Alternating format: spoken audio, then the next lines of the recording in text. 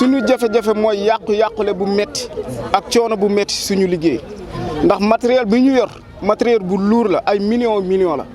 fi ngay nekk di fa nappe fa la bateau étranger yi bateau chinois yi fekk dañuy bàyyi ñoom seen zone ñëw fekk la fi nga war a nappe yow bàyyi fa sa matériel ñoom lu ñëw di napp foofu te bu ñuy ñëw di napp foofu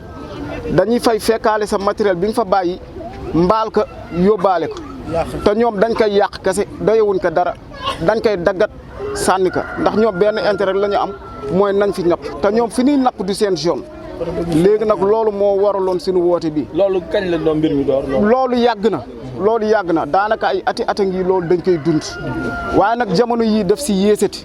ndax bato yi bare nañ fi bare boo xamante ni mënoo leen contrôler te matériel bi nga yor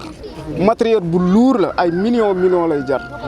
te ñun nag dañu sonn ñun mënoon nañ def na suñu yeneen morom yi mënoon nañ dem agressé ji wala ñu dem sàcc wala ñu dem clandestin ji wala ñu dem defi leneen mais defuñu ko dañu gëm suñu bopp leb si ay banque investir si matériel bu lourd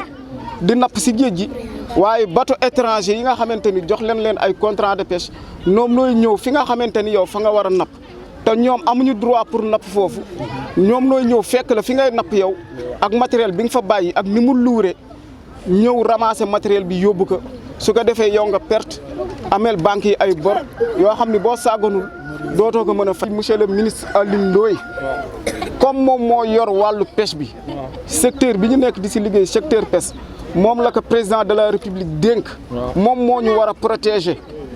parce que lu ko dale fii Saint-Louis ba Cap Skirring fépp tefes la te tefes gi yëpp ay gaal dañ fay teer di liggéey si géej gi moom daf ñu war a protéger suñu jafe-jafe suñu digganteeg bateau étranger yi metti na te yàgg na te ay millions la ñuy investir te millions yooyu dañ koy leb si banque bi ak fépp fu ñu mën a leb pour wut matériel ñu ngi koy def waaye nag lu ci ëpp dafay yàqu ba ay bor yu bare ñoo ñu si mujj fekk léeg-léeg sax dañuy obligé ñëw ci côté bii nga xam ne fi la plateforme bi nekk mooy fi pétrole bi di génne jéem a sauver suñu matériel foofu waaye ñi nga xamante ni ñoom noo nekk si plateforme bi ñoom dañuy woo garde côte Mauritanie yi pour ñuy ñëw di ñu jàpp barke dem si semaine bii rek jàpp nañ fi lu tolloo ñetti gaal kenn ñu nii taxaw gis ngeen que nii baasam la sol mi ngi soog a jóge géej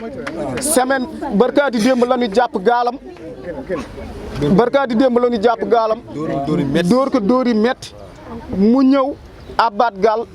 dem di jëli matériel ba mu fa bàyyi woon ñëw fekk bato yi mbaal nañu matériel bi yóbbu ko te loolu ay millions la te ñun ku ñu jàppale protéger ñu rek la ñu bëgg ñun ñaanuñu abbuñu defuñu dara laaju leen financement laaju ñun ñoo ngi débrouiller suñu bopp fu ñu mën a leb ñu ngi fay leb fu ñu mën a wute ñu ngi fay wuti suñu yaay yaa ngi teggi natt plan yi di jaay seen ay or di ñu jox ñu koy investir si matériel waaw léegi nag ñun ku ñu protéger rek la ñu bëgg. Seynabou Fall la gox Mbaaj comme li suñu càmmiñ ñi wax rek ñun sonn nañu dee nañu dañoo wootu nañu walla fu ñu yaakaar président nag la ñuy wax